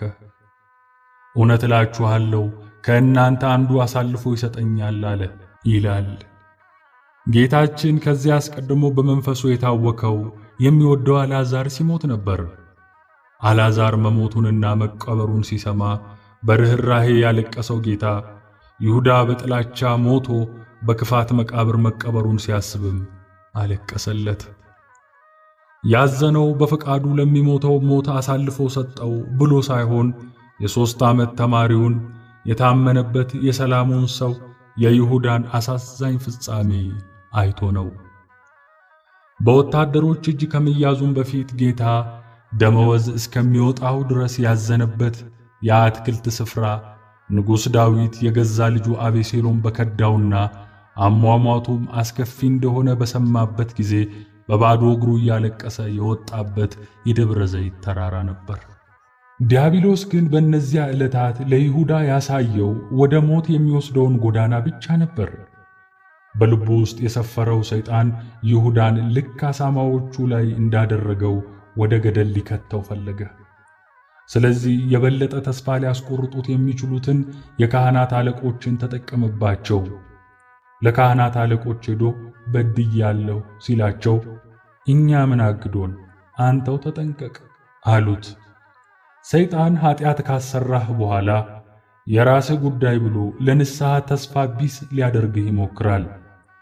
በኃጢአት ያገኘኸውን መብል እንኳን እንድትበላው እረፍት አይሰጥህም። በካህናቱ ግዴለሽ መልስ ይሁዳ የበለጠ ተበሳጨ። የወደደውን 30 ብርም ጠላው። ስለዚህ ከነከረጢቱ ወደ መሬት አሽቀንጥሮ ጣለው። ይህን ጥፋት ለምንድን ነው? ለድሆች ሊሰጥ ይቻል ነበርና ማለትስ የነበረበት ይህን ጊዜ ነበር። ከዚህ በኋላ ይሁዳ በራሱ ላይ ፈረደና ታንቆ ሊሞት ወሰነ።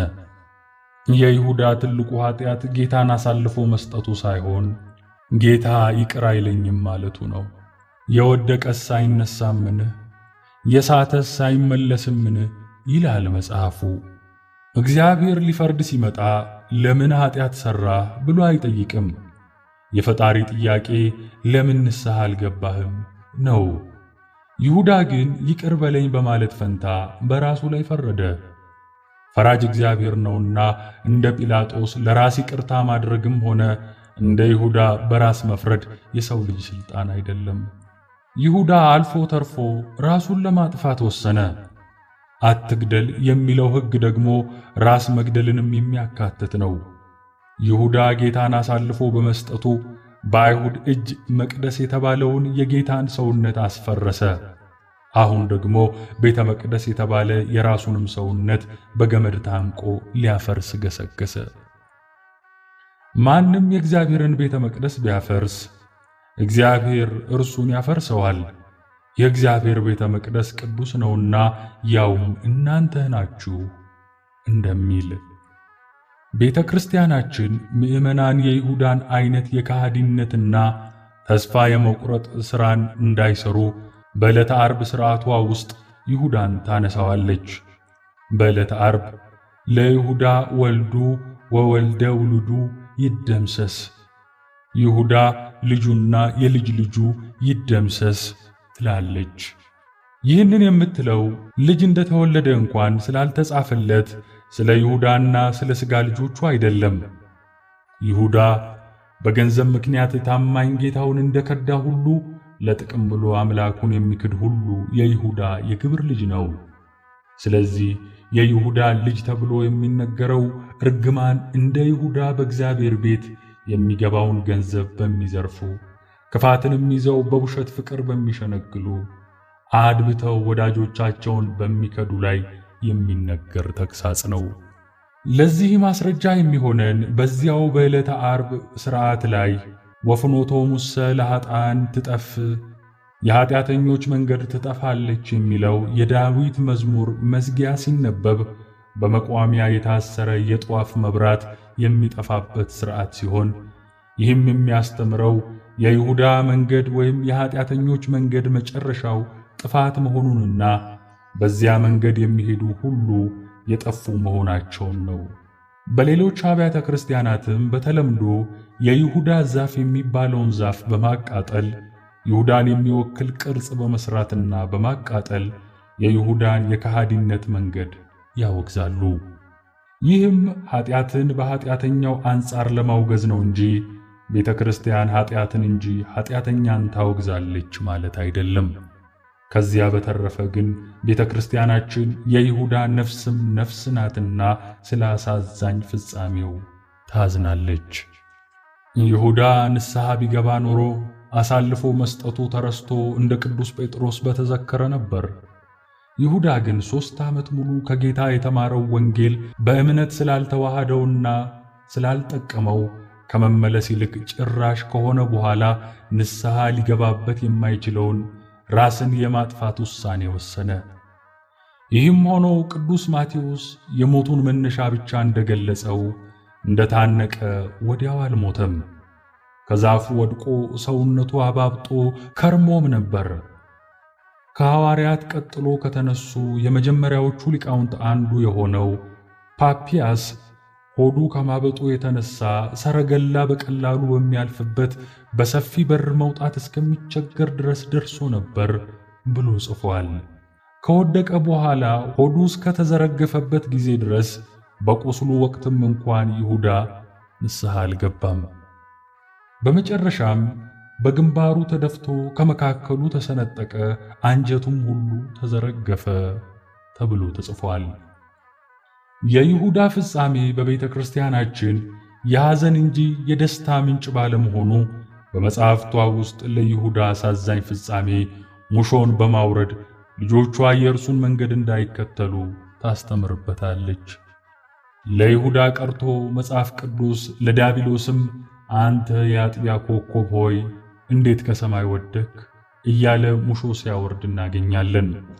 ቅዱስ ዮሐንስ አፈወርቅ እንዲህ ይላል፣ ኢየሱስ ክርስቶስ ተከዳ ብላችሁ አታልቅሱ፣ ይልቁንስ አሳልፎ ለሰጠው ለይሁዳ የመረረ ለቅሶን አልቅሱ። ምክንያቱም ተላልፎ የተሰጠው ክርስቶስ ዓለምን ሁሉ ሲያድን፣ አሳልፎ የሰጠው ግን ነፍሱን አጥቷል። ተላልፎ የተሰጠው በአብ ቀኝ ተቀምጧል። አሳልፎ የሰጠው ግን ያለው የመጨረሻውን ፍርድ እየተጠባበቀ በሲኦል ውስጥ ነው። ስለዚህ ስለ እርሱ ዘኑና አልቅሱ። ምክንያቱም ጌታችን እንኳን ስለ እርሱ ታውኮ ከእናንተ አንዱ አሳልፎ ይሰጠኛል ብሎ ነበር። ሊቁ ርቱዐ ሃይማኖት ደግሞ ለይሁዳ እንዲህ ሲል የሐዘን ሙሾ ያወርድለታል። ከሃይማኖት ይልቅ መሞትን ከባለጠግነት ይልቅ ድህነትን የመረጥክ ይሁዳ ሆይ፣ በሐሩር ንፋስ ብርሃንህን ያጠፋኸው መብራት ሆይ፣ ከፍየል መንጋዎች የተመረጥክ ነብሮችም የበሉህ በግ ሆይ፣ ከኛ ይልቅ የሰቃዮችህን ማኅበር ወደድክ፣ ከመንግሥተ ሰማያት ይልቅ 30 ብርን መረጥክ እያሉ ሁሉም ሐዋርያት ተሰብስበው ያልቅሱልህ። የይሁዳ ዕጣ ፈንታ። የካህናት አለቆችም ብሩን አንስተው የደም ዋጋ ነውና ወደ መባ ልንጨምረው አልተፈቀደም አሉ። የግብዝነታቸው መጠን ያስደንቃል። አሳልፈው እንዲሰጣቸው ገንዘብ አንስተው የከፈሉት እነርሱ ናቸው። ይህንን ማድረጋቸው እንደሚያረክሳቸው ሳያስቡ ገንዘቡ ደርሶ ሲመለስ ግን ያረክሰናል አሉ። ለደም ዋጋ ገንዘብ አንስቶ ከከፈለው ሰውና ከተከፈለው ገንዘብ የትኛው የረከሰ ነው?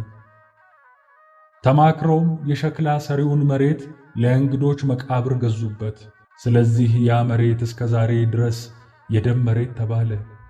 በዚያን ጊዜ በነቢዩ በኤርምያስ የተባለው ከእስራኤል ልጆችም አንዳንዶች የገመቱትን የተገመተውን ዋጋ 30 ብር ያዙ፣ ጌታም እንዳዘዘኝ ስለ ሸክላ ሰሪ መሬት ሰጡት የሚለው ተፈጸመ። ይህን በነቢዩ ኤርምያስ የተነገረ ትንቢት የተናገረው ነቢዩ ዘካርያስ ነው የሚል ሐሳብ በአንዳንድ የትርጉም ሊቃውንት ዘንድ ተጽፎ የምናገኝ ሲሆን በወንጌሉ ኤርምያስ የተባለው በጸሐፊ በተርጓሚ በቅጂ ስህተት ነው የሚል ማብራሪያም ሲሰጥ ይታያል። እርግጥ ነው በነቢዩ ዘካርያስ ከዚህ ጋር የሚቀራረብ ቃል የተነገረ ቢሆንም ይህ የትንቢት ቃል ግን በግልጽ ተጽፎ የሚገኘው ከ81ዱ መጻሕፍት አንዱ በሆነው ተረፈ ኤርምያስ በተሰኘው መጽሐፍ ላይ ነው። በእኛ ቤተ ክርስቲያን ያለው የዚህ መጽሐፍ ቅጂ ሌሎች ጋር ካለው ባለ 1 ምዕራፍ መጽሐፍ የሚበልጡ ምዕራፎች ያሉት ሲሆን ቤተ ክርስቲያናችን ለመጨረሻ ጊዜ ባሳተመችው እትም ላይ ግን ተረፈ ኤርምያስን ከሌሎች አገራት ትርጉም ጋር አንድ የሚያደርገውን ምዕራፍ ብቻ አካታ አስቀድሞ ተረፈ ኤርምያስ ተከታይ የነበሩትን ምዕራፎች ለብቻ ተረፈ ባሮክ በሚል አካታቸዋለች። ይሁንና ተረፈ ባሮክ በተባለው ቅጂ ላይም ትንቢቱ በኤርምያስ አንደበት መነገሩን በማመልከት የሚጀምር ስለመሆኑ መሰረታዊ ለውጥ አያመጣም። ቅዱስ ጄሮም ይህንን ትንቢት በተረጎመበት ስፍራ ላይ በኢትዮጵያ ቤተ ክርስቲያን ቀኖና ተካቶ የሚገኘውን ይህን የኤርምያስ ትንቢት አስመልክቶ ፍንጭ ጽፎልናል። በቅርቡ ከናዝራውያን ወገኖች መካከል የሆነ አንድ ዕብራዊ ሰው አንዲት ትንሽ የዕብራይስጥ መጽሐፍ አምጥቶልኝ አንብቤ ነበር። ይህ መጽሐፍ የነቢዩ ኤርምያስ መጽሐፍ ሲሆን ይህ ትንቢትም ቃል በቃል ተጽፎበታል። ጥናት ማድረግ ቢያስፈልገንም ቅዱስ ጄሮም ያገኘው የዕብራይስጥ መጽሐፍ ግን የኢትዮጵያ ቤተ ክርስቲያን የተረፈ ኤርምያስ ቅጂ ምንጭ ሊሆን እንደሚችል ለመገመት አያዳግትም። ስለ መሬቱ መገዛትና ስለ ይሁዳ አሟሟት ከወንጌሉ በተጨማሪ ቅዱስ ጴጥሮስም ትንቢት አጣቅሶ ሲናገር እንዲህ እናገኘዋለን። ከእኛ ጋር ተቆጥሮ ነበር፣ ለዚህም አገልግሎት ታድሎ ነበርና ይህም ሰው በአመፅ ዋጋ መሬት ገዛ፣ በኢየሩሳሌም ለሚኖሩ ሁሉ ታወቀ። ስለዚህም ያ መሬት በቋንቋቸው አኬልዳማ ተብሎ ተጠራ። እርሱም የደም መሬት ማለት ነው። በመዝሙር መጽሐፍ መኖሪያው ምድረ በዳ ትሁን፣ የሚኖርባትም አይኑር፣ ሹመቱንም ሌላ ሰው ይውሰዳት ተብሎ ተጽፏልና። ወንጌላዊው ማቴዎስ ይሁዳ የወረወረውን ብር አንስተው መሬት እንደገዙ ሲናገር፣ ቅዱስ ጴጥሮስ ደግሞ ይህ ሰው የአመፅ ዋጋ መሬት ገዛ ብሎ ገዢውን ይሁዳ ያደርገዋል። ይህንን ያለበት ምክንያት ምንም እንኳን ብሩን አሽቀንጥሮ ቢጥለውና ገዢዎቹ ሌሎች ቢሆኑም ካህናቱ ተጠይፈው ለመቃብር እንዲሆን የገዙት መሬት ባለቤቱ ይሁዳ ስለሆነና መሬቱም በይሁዳ ገንዘብ የተገዛ ስለሆነ ነው። የስፍራው ስም የደም መሬት ወይም አኬልዳማ መባሉ በወንጌሉ አገላለጽ በክርስቶስ የደም ዋጋ የተገዛ መሆኑን የሚያመለክት ሲሆን፣ በሐዋርያት ሥራ ላይ ባለው አገላለጽ ደግሞ የተገዛበት መሬት ባለቤት ይሁዳ ሆዱ ተዘርግፎ ከመሞቱ ጋር ተያይዟል። ያ ስፍራ መሬቱ ለሸክላ ሥራ የሚሆን አፈር ያለበት አካባቢ በመሆኑ በዚያ አካባቢ ሸክላ ሰሪዎች በብዛት ስለሚኖሩበት የሸክላ ሰሪ መሬት ተብሎ ተጠርቷል። ቦታው ከተገዛ በኋላ ዘመድ የሌላቸው እንግዶች መጥተው ድንገት ሲሞቱ የሚቀበሩበት ሆኗል። ሰው የለኝም የሚሉ ዘመድ አልባ በሽተኞችን በተአምራቱ ሲፈውስ የነበረው መድኃኔ ዓለም አሁን ደግሞ በደሙ ዋጋ ቀባሪ ለሌላቸው እንግዶች መቀበሪያ ስፍራን አስገኘ። ስለ ይሁዳ በነቢዩ ዘካርያስና በነቢዩ ዳዊት አንደበት አስቀድሞ ትንቢት ተነግሮ ነበር የሚለውን የሚሰማ ሰው መቼም ጥያቄዎች ሳይፈጠሩበት አይቀርም። አስቀድሞ ይሁዳ ጌታን አሳልፎ እንደሚሸጠው የተጻፈ ነገር ከሆነ ይሁዳ ከተጻፈበት ውጪ ምን ማድረግ ይችላል? ትንቢቱ የተነገረ ከሆነ ይሁዳ ጌታን አለመሸጥ ይችል ነበር ወይ? የይሁዳም ሆነ የሰው ልጅ ዕጣ ፈንታው አስቀድሞ በእግዚአብሔር የተወሰነ አይደለም ወይ? የሚሉ ጥያቄዎች በአንባቢ አእምሮ ውስጥ ሊመላለሱ ይችሉ ይሆናል። ክብር ይግባውና እግዚአብሔር ደራሲ ነው። ዓለም የተውኔት መድረክ ናት። እኛ ተዋናያን ነን። የምንጫወተውም የተጻፈልንን ብቻ ነው። የምታደርገውን ሁሉ እንደምታደርግ አስቀድሞ ተወስኗል። ምንም ብትለፋ ያው የተጻፈው አይቀርም የሚል ሐሳብ የሚያቀነቅኑ ሰዎችም ይህንን ጥያቄ መልስ የሌለው ውስብስብ እንዲመስለን ያደርጋሉ። ምንም እንኳን የፈጣሪ አስቀድሞ መወሰንና ምርጫ የትንቢትና ዕጣ ፈንታ ርዕሰ ጉዳይ እጅግ ሰፊና ብቻውን መጽሐፍ የሚሻ ርዕሰ ጉዳይ ቢሆንም በይሁዳ አመካኝተን ግን ቢያንስ ከላይ ያነሳናቸውን ጥያቄዎች በቤተ ክርስቲያናችን አስተምህሮ መሠረት ለመመለስ እንሞክራለን። በመጀመሪያ ለይተን ልናውቅ የሚገባን አስቀድሞ ማወቅና አስቀድሞ መወሰን predestination and foreknowledge የተለያዩ ነገሮች መሆናቸውን ነው። በእርግጥም እግዚአብሔር ለወደፊት የሚሆነውን ነገር አስቀድሞ ያውቃል። አዳምን ከመፍጠሩ በፊት አዳም እንደሚበድል ያውቃል። ዓለም ሳይፈጠር በፊት በአሁኗ ቅጽበት እየሆነ ስላለው ነገር እስከ ዕለተ ምጽአቱ ያለውንም ነገር የሚጸድቅ የሚኮነነውን ክፉውን በጎውን እግዚአብሔር አስቀድሞ ያውቃል። ሁሉን አስቀድሞ ያውቃል ማለት ግን አስቀድሞ ያወቀው ነገር እንዲሆን ይወስናል ማለት አይደለም። እግዚአብሔር ሁሉን ነገር አስቀድሞ ከወሰነ ለሰው ልጅ አድርግና አታድርግ የሚል ሕግና ትእዛዝን መስጠት አያስፈልገውም ነበር።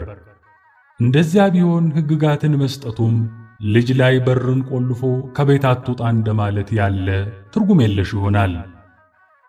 አንዳንዶች እንደሚሉት እርሱ የጻፈልንን ብቻ የምንኖርና በራሳችን የመወሰን መብት የሌለን የአምላካዊ ድርሰት ተዋንያን ሆነን ከሆነ ምንም ኃጢአት ብንሰራ መቀጣት፣ ምንም አይነት ጽድቅ ብንሰራ መሸለም የለብንም ማለት ነው።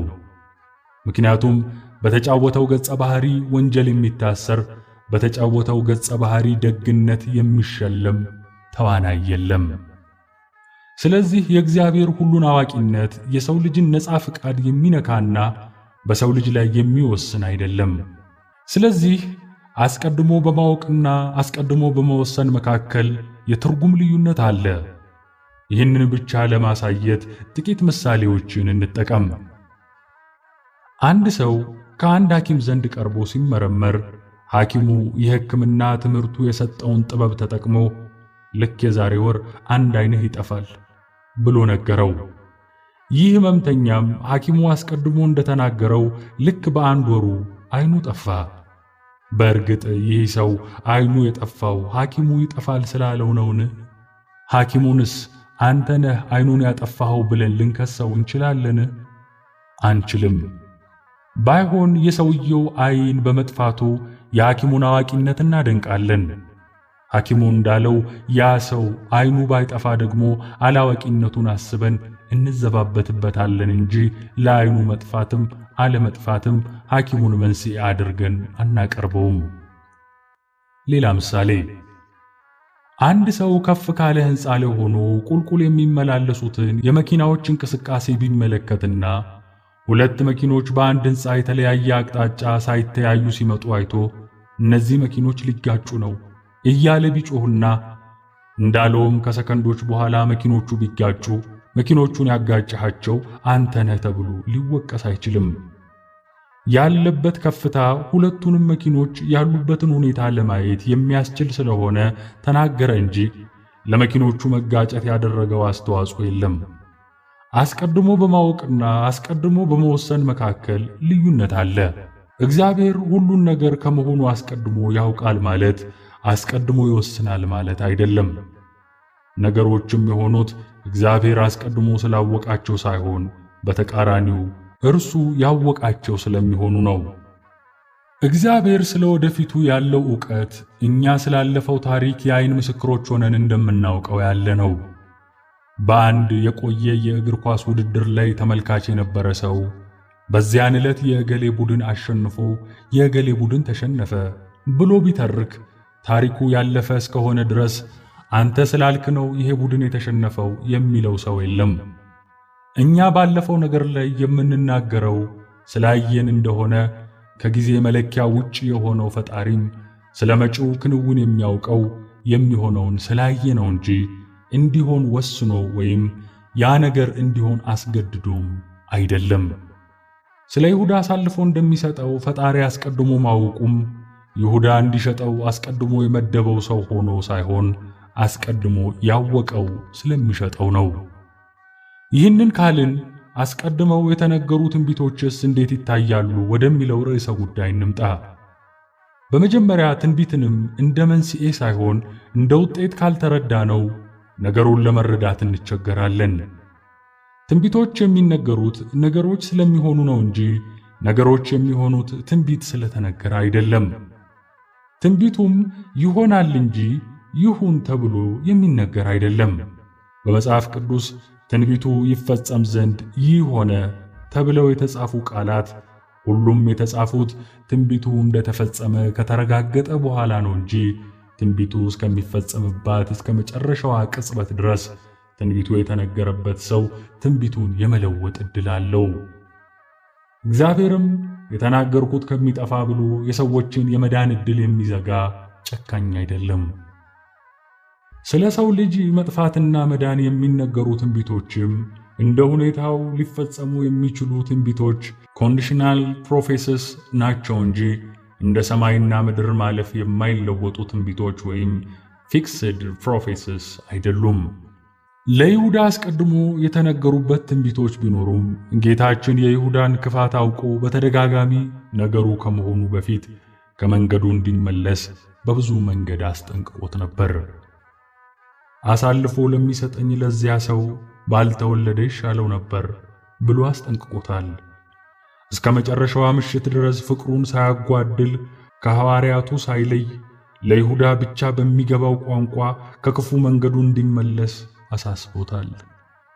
ከአይሁድ ተዋውሎ የመጣው ይሁዳ መሆኑን እያወቀ በደቀ መዛሙርቱ ፊት ሳያጋልጠው ከእናንተ አንዱ አሳልፎ ይሰጠኛል ብሎ ተናግሮ ለይሁዳ መዳን ሲል ምንም የማያውቁት ደቀ መዛሙርቱን እኔ ሆንን እስከ ማለት ደርሰው እንዲደነግጡ አድርጓቸዋል። ይሁዳ ግን ከዚህ ሁሉ ማስጠንቀቂያም በኋላ ሊመለስ አልወደደም። እንኳንስ ሁሉን አዋቂው ፈጣሪ ይቅርና ልጃቸው ሰነፍ ተማሪና አጉል ቦታ የሚውል እንደሆነ ያዩ ወላጆች አንተ ልጅ ተው፣ በዚህ ከቀጠልክ ሱሰኛ ትሆናለህ እያሉ ቢገስጹት እናንተ ስላላችሁ ነው ለዚህ የበቃሁት እንደማይል በይሁዳ ላይ ጌታችን ይናገር የነበረው ተግሳጽ ሁሉ ይሁዳን ከክፉ መንገድ ለመመለስ ያደረገው እንጂ እንዲጠፋ የሰጠው ውሳኔ አይደለም። ምንም እንኳን ትንቢቶች ቢነገሩም ይሁዳ እስከተመለሰ ድረስ እግዚአብሔር የኃጥኡን መመለስ ይወዳልና ስለማይወድቅ ፍቅሩ ሲል ትንቢቶቹን ይሽራቸው ነበር። ፍቅር ለዘላለም አይወድቅም፣ ትንቢትም ቢሆን ይሻራል ተብሎ ተጽፏልና። ለነነዌ ሰዎች ስለ ፍቅሩ ሲል ዮናስን አስከፍቶ የተናገረባቸውን የጥፋት ትንቢት የሻረ አምላክ ይሁዳም ቢመለስ ኖሮ የተናገረውን ትንቢት እስካልተፈጸመ ድረስ ነቢያቱ እንደ ዮናስ ቢከፉም እንኳን ይሽረው ነበር። እግዚአብሔር በቃሉ እንዲህ ሲል ተናግሯል። ስለ ሕዝብ ስለ መንግሥት እነቅል አፈርስም አጠፋም ዘንድ በተናገርኩ ጊዜ ይህ ስለ እርሱ የተናገርኩበት ሕዝብ ከክፋቱ ቢመለስ እኔ ያደርግበት ዘንድ ካሰብኩት ክፋት ነገር እጸጸታለሁ። ስለ ሕዝቡም ስለ መንግሥትም እሰራውና ተክለው ዘንድ በተናገርኩት ጊዜ በፊቴ ክፉ ነገር ቢያደርግ ቃሌንም ባይሰማ እኔ አደርግለት ዘንድ ስለ ተናገርኩት መልካምም ነገር እጸጸታለሁ።